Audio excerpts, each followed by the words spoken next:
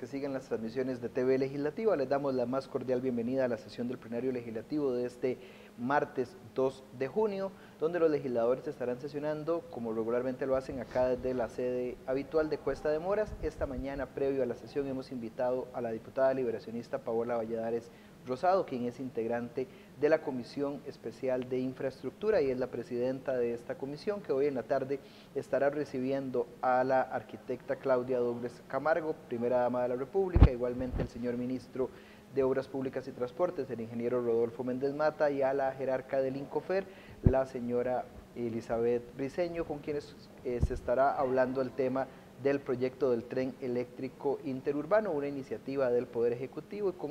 y estarán los legisladores evacuando dudas con respecto a este proyecto y la importancia del mismo. Igual conversaremos con la legisladora de un proyecto de ley que ha presentado ella junto con sus compañeros diputados David Gurzón y el diputado Luis Fernando Chacón, jefe de fracción del Partido de Liberación Nacional, y que está en la corriente legislativa muy próximo a ser aprobado, está ya en las últimas etapas, que es un proyecto para las alianzas público-privadas. Diputada, hoy inicia entonces, retoma el trabajo la Comisión de Infraestructura analizando este proyecto del tren eléctrico, una iniciativa del Poder Ejecutivo. ¿Cómo valoran ustedes la importancia y la necesidad de evacuar dudas con respecto a este proyecto de ley? Bueno, muy buenos días. Efectivamente, estamos hoy recibiendo en audiencia a la primera dama, al ministro de Obras Públicas y Transportes y a la jerarca del INCOFER alrededor de un tema que el país lleva muchísimos años hablando al respecto y que eventualmente es una posibilidad un poco más real en esta época. Bueno, ya lo mencionabas un poco acerca del proyecto de las alianzas público-privadas que tenemos en el plenario legislativo, ya quemó su primer día de mociones y lo estaríamos entonces valorando en la Comisión de Infraestructura, que fue quien la dictaminó. Este proyecto, y asociándolo un poco con el tema del tren y cualquier otro tema de desarrollo alrededor del tema constructivo, evidentemente nos permite y genera una herramienta para que el país en este momento, en la crisis fiscal en la que estamos, pueda tener alternativas para seguir desarrollando infraestructura que evidentemente a lo largo de la historia, y eso queda más que demostrado, que cuando han habido crisis económicas en grandes países y en pequeños, el detonar el sector construcción viene a ayudar muchísimo a paliar la situación financiera. Entonces, creemos, y por eso venimos impulsando este proyecto de las alianzas público-privadas, porque además de que el proyecto permite que la empresa pública, las instituciones públicas y las empresas privadas se puedan aliar y así generar el financiamiento, también está permitiendo que haya una distribución de los riesgos del proyecto en ese sentido, ¿verdad? Entonces para nosotros es importante, viendo que estamos en un tema tan importante como es el análisis del empréstito del tren, evidentemente llega a una comisión que más allá de solo valorar las condiciones de un crédito, va a valorar también los aspectos técnicos alrededor del proyecto, ¿verdad? Eso no es el proyecto que presenta o el que se pretende con el tren, lo que el país realmente necesita. Es como si el zapato está hecho a nuestra medida, ¿verdad? En ese sentido es el análisis que estamos y empezaremos a desarrollar a partir de esta tarde. Y han habido una serie en la moción, pues convocatorias van a haber, ¿verdad? Estamos convocando también a funcionarios del BCIE para que expliquen un poco la parte del empréstito, pero creo, considerando que habemos tantos profesionales en el área civil dentro de esa comisión, mucho es la estructuración del proyecto, si el INCOFER debe o no debe administrar el empréstito, si realmente el trayecto, las condiciones, toda esta parte técnica que eventualmente puede generar pues alguna variación en el monto final es lo que estaríamos consultando a partir de hoy y garantizando que vaya a ser un análisis bastante profundo en ese sentido, ¿verdad? Sí, vuelvo a recalcar que en lo personal siempre he creído que las poscrisis se manejan desde el momento en que se manejan las crisis y reitero, todo lo que tiene que ver con el sector construcción es una forma de impulsar las economías. Precisamente, diputada, lo conversábamos extra micrófonos antes de iniciar la La entrevista, este ha sido un proyecto que lleva muchos años planteándose como el país la necesidad de tener un tren, y había iniciado en la administración Pacheco de las Priella muy pequeño en el año 2002-2006, en el gobierno, en la segunda administración de don Oscar Arias se le había dado un impulso a este proyecto, siguió en el gobierno de doña Laura, después se volvió a quedar un poco rezagado, lo ha vuelto a retomar esta administración, pero el país necesita de un proyecto de un tren eléctrico desde la visión de ustedes como legisladores, más que sino el desarrollo precisamente de una movilidad muchísimo más amigable. Usted también como integrante de la Comisión de Ambiente, ¿cómo lo valora? Bueno, en la Comisión de Ambiente vamos a ver, asociamos Comisión de Ambiente y asociemos entonces la parte de infraestructura. Creo que dejando de lado el tema de la crisis y evidentemente haciendo un recuento de los años anteriores y los gobiernos anteriores, el país necesita un sistema integrado de transporte público, ¿verdad? Entonces, a través de un tren y generar estaciones intermodales en donde del tren me bajo a un bus y del bus puedo tomar un taxi o coger el vehículo privado ya en áreas un poco más rurales, evidentemente eso viene a disminuir el tiempo en carreteras, disminuye los desplazamientos, mejora una calidad de vida, pero siendo una propuesta de tren eléctrico, evidentemente tiene un componente ambiental muy importante que lo venimos impulsando desde legislaciones de liberación nacional y es ser carbono neutral y en el momento actual es la descarbonización de una economía, ¿verdad? Entonces, en el tiempo pues se viene la crisis y creo que coincide con el momento en donde ya estaban listos algunos de los estudios que son bastante amplios, los estudios que se han presentado, y me parece que es importante mencionar que esta Comisión de Infraestructura y estas fracciones que ahora componemos el plenario legislativo, evidentemente no vamos a estar en una posición como lo hizo la oposición en el momento en que don Oscar Arias en su gobierno intentó presentar el tren, ¿verdad? Que sencillamente fue oponerse por oponerse. Aquí es garantizar un análisis bastante racional alrededor de cuáles son las necesidades, cuáles son las implicaciones, qué se espera técnicamente y vislumbrar un poco el futuro de desarrollo del país. Podríamos estar empezando con el tren eléctrico en el área, evidentemente, del gran área metropolitana, pero sin dejar de lado pensar en activar las demás líneas férreas que nos puedan llevar. Está el tren de carga del Atlántico, que para nosotros es muy importante, y ver cómo podemos impulsar también hacia el Pacífico. Y esto también lo sumo a que hemos llamado desde la Comisión de Infraestructura al Consejo Nacional de Concesiones para que nos aclaren también un tema que lleva décadas puesto sobre la mesa y es el tema del canal seco,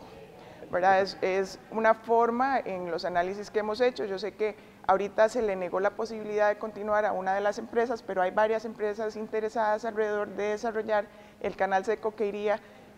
a promover la economía en la zona norte del país, esto de forma local, y si lo pensamos más allá, podríamos estar generando que el país se posicione de forma internacional en los mercados.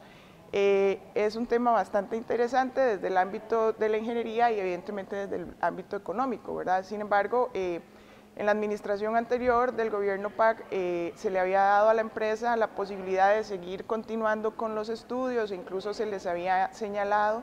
el hecho de generar hasta un fideicomiso, pero en esta administración parece que se echan para atrás y esas son de las condiciones que estamos exigiendo desde la Comisión de Infraestructura, poder tener esa claridad al respecto de esa toma de decisiones que se contraponen de una administración a otra, pero que eventualmente podría, según los estudios preliminares y los informes que hemos analizado, generar alrededor de 80,000 empleos en el país, que en este momento, en donde hay más de 500,000 de costarricenses desempleados, podría ser una oportunidad bastante grande. Diputada, escuchándola, a usted me viene a la idea de que, ¿qué le pasa a este país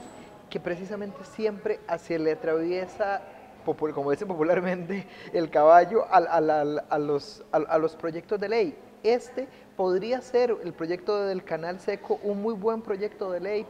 ya se le habían dado todos los avances, por lo menos de prefactibilidad o los avances para ir haciendo los estudios y al final se le vuelve a poner otra vez una piedra en el camino. ¿qué puede hacer el país? Está el tema del Telca, que es el tren de la parte del Caribe, que llegaría hasta San Carlos, creo que el muelle de San Carlos, por ahí me parece que la presidenta ejecutiva del Incofer ha estado hablando de poder extenderlo, está el tema del canal seco, pero seguimos quedándonos en ideas muy interesantes, está también la modernización de Caldera, que si se continúa con la empresa colombiana, o se le da a Dubái, o vienen otras, al final se termina en un montón de ideas, de proyectos que parecieran muy novedosos, pero que al final se quedan en el papel y la misma burocracia no logra avanzar con esos proyectos, tal vez más que de la parte política, de su parte profesional, que usted como ingeniera lo maneja un poco. Creo, y después de más de una década en el sector público, alrededor de obra pública y bueno, con el conocimiento en gerencia de proyectos, me parece que el problema del país se basa tal vez en dos cosas. Primero, la falta de planificación y visión integral alrededor de lo que nos podría estar generando el impulso de obras de esa magnitud. Y luego, creo que no es tanto la burocracia, sino la voluntad política para generar. Me preocuparía también que de pronto hayan proyectos grandes que se vean limitados por intereses económicos, ¿verdad? Todo eso es posible en este entorno cuando hablamos de miles de millones. Y volvemos al tema entonces de las alianzas público-privadas. Será una herramienta en donde hay países que evidentemente tienen ejemplos de cómo aliarse entre el Estado y la empresa privada permiten el financiamiento de obras que impactan verdaderamente la economía. ¿Por qué yo insisto en que el sector construcción es una forma de dinamizarlo? Porque no es solo la parte del empleo directo que genera para poder construir la obra, sino que entonces además ya hay un encadenamiento a partir de dónde compro los materiales de construcción, ya entonces aquella ferretería o aquellas empresas le van a generar empleo a alguien más y empieza a dinamizarse la economía. Y además los resultados paralelos en cuanto a la economía, o sea, cómo se desarrollaría un lugar como la zona norte con un con un canal seco, en donde se puedan hacer impulsos turísticos alrededor de eso, que eventualmente entonces empiecen a generar una serie de condiciones favorables para una situación fiscal como en la que hoy nos encontramos. Diputada, usted también integra la Comisión de Ambiente. Ayer usted presentó con el diputado Erwin Macís, quien también integra esa comisión, un proyecto para la generación de nuevas fuentes de energía y aprovechamiento de los excedentes, y un proyecto muy ambicioso que también se ha estado hablando mucho en la Asamblea Legislativa para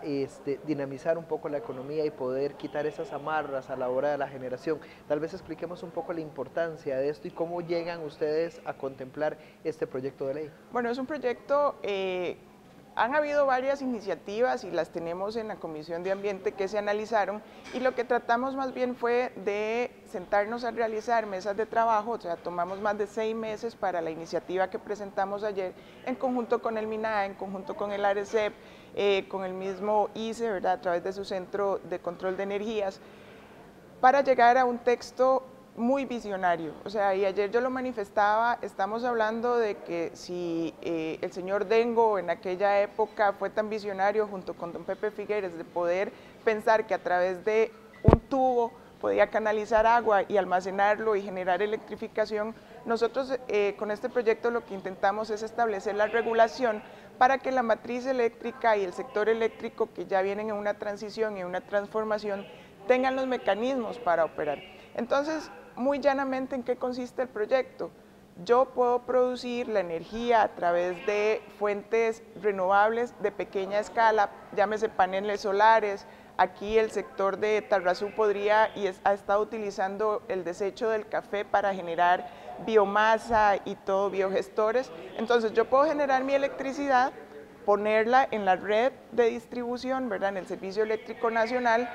Puedo generarla aquí y utilizarla, por decir algo, en Turrialba. Puedo entonces esos excedentes dejármelos como una especie de crédito para poder compensar mi facturación. Y hay un tema muy importante, introducimos conceptos muy innovadores en donde dejamos de lado todo lo que es el servicio público, ¿verdad?, que es lo que regula ARECEP, y estamos introduciendo un sistema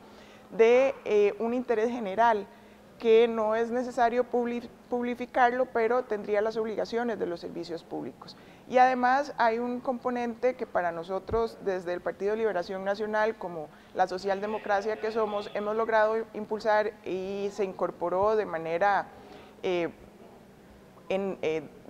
que podamos darle solución. Todavía tenemos más de 7.500 familias en este país que no cuentan con electricidad, entonces se podría estar generando a nivel comunal una generación compartida, y eso podría ser a través de incluso cooperativas o asociaciones, generan la electricidad y se le puede brindar electrificación a todas aquellas familias. Podemos estar pensando tal vez en zonas indígenas, ¿verdad?, que todavía no se ha podido llegar en ese sentido a la electrificación. Pero entonces, realmente decir, ayer lo presentamos don Erwin y mi persona, y lo firmó también la diputada Milady de Restauración Nacional. Sin embargo, se trabajó incluso con miembros del oficialismo, ¿verdad? Y fue partícipe también el Frente Amplio de estas gestiones. Entonces, me parece que es un proyecto bastante consensuado, no digo que no se le puedan hacer algunas mejoras, pero era necesario puntualmente que el país ya comencemos a trabajar alrededor de eso para poderle brindar, e incluso a nivel internacional estaríamos hablando que sería un proyecto muy vanguardista a nivel de Latinoamérica. Se ha estado hablando también con las instituciones como el ICE, con ARECEP, con el MINAE, con las instituciones durante esas mesas de trabajo. MINAE fue parte, ARECEP fue parte, el ICE, les menciono, a través de su centro de controles de energía, fue parte. Entonces hemos integrado, y evidentemente en la evaluación del proyecto, de la iniciativa ya en comisión, eso se generó desde la subcomisión de energía de la Comisión de Ambiente. Entonces, igualmente haremos las consultas y las audiencias con las instituciones pertinentes, pues para que podamos establecer los mejores mecanismos y sacar avante un proyecto tan importante en este momento. ¿Y cómo va a impactar realmente al ciudadano? Si dejamos de invertir en aquellas obras de infraestructura tan grande para la generación de energías renovables, como son las represas, evidentemente en un mediano plazo se va a ver reflejado en los costos de la electrificación nacional. Y hay países que ya lo implementan en donde esos costos se han visto disminuidos hasta un 50%. Entonces, por eso para nosotros es muy importante en este momento de reactivación. Creo que el país tiene que ir entrando en otras formas de energía, y precisamente usando todas las posibilidades de eólica, solar, geotérmica que ya la hemos tenido, hidráulica, todo lo que permita generar nuevas en un país verde y en un país como tiene Costa Rica. Diputado, usted también integra la Comisión de Asuntos Agropecuarios, es la secretaria, me parece, correcto, ¿verdad? ¿Cuáles son su visión y su trabajo en esta tercera legislatura en esa comisión? ¿Es su segundo o tercer año en esa comisión de asuntos agropecuarios? Es el tercer año. Por lo tanto, ya conoce mucho de la dinámica y de la agenda que tiene la comisión ahí. ¿Cuáles serán sus prioridades en ese tercer año? Bueno, realmente tenemos que ajustarnos un poco a la presidencia, ¿verdad?, y lo que tenga en este momento, pero lo que hemos logrado ver a lo largo de los 3 años son las faltas de política Estado para el sector agropecuario, ¿verdad? Ha quedado mucho en su indefensión. Es un sector muy golpeado a partir de su producción y la intermediación para la colocación de productos. Me parece es sumamente importante generar esa cadena para que ellos al final sean los que se vean más beneficiados después del sacrificio que hacen a la hora de producir. Es un sector que tiene cerradas básicamente sus puertas para los créditos, ¿verdad? Más bien en este momento y desde antes de la crisis del COVID, se han visto muy golpeados, perdiendo terrenos, perdiendo producción, no pudiendo hacerle frente a esas responsabilidades crediticias. Entonces es importante ese tipo de trabajo. De hecho, incluso hoy estaríamos ya aprobando un texto sustitutivo, el proyecto del ICAFE, que viene a generar algunas modificaciones en la ley 2762, conocida como la ley Monge, en donde le vamos a dar al sector cafetalero la posibilidad, primero, de aplicar lo que ya habíamos aprobado, que es el Fondo Nacional de Café. Se le va a dar la connotación y la importancia que tiene en el mercado a través de la trazabilidad, conociendo e identificando lo que es el café de Costa Rica, y también entonces hay algunas modificaciones que permiten que los tostadores puedan también tener ventaja sobre esta modificación de la ley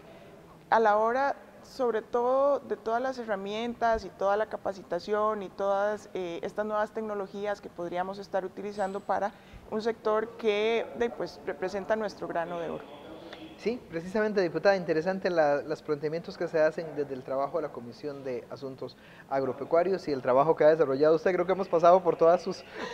comisiones un poco para irle llevando a la gente precisamente cuál es la visión que tiene usted como legisladora en los diferentes temas que se discuten acá en la Asamblea Legislativa. Le agradecemos a la legisladora Paola Valladares Rosado que nos haya acompañado acá previo al inicio de la sesión del plenario legislativo de este día, martes 2 de junio, donde hemos abordado con la legisladora su punto de vista sobre los diferentes temas que se discuten no solo en el plenario, sino también en las diferentes comisiones donde la legisladora forma parte, la Comisión de Infraestructura, la Comisión de Ambiente, la Comisión de Asuntos Agropecuarios, para que ustedes conozcan la posición de la legisladora sobre estos temas y sobre el avance de las iniciativas que se discuten acá. Le agradecemos a la legisladora que nos haya acompañado. Muchísimas gracias, con gusto. Vamos con tomas al plenario, en pocos minutos iniciará la sesión del día de hoy.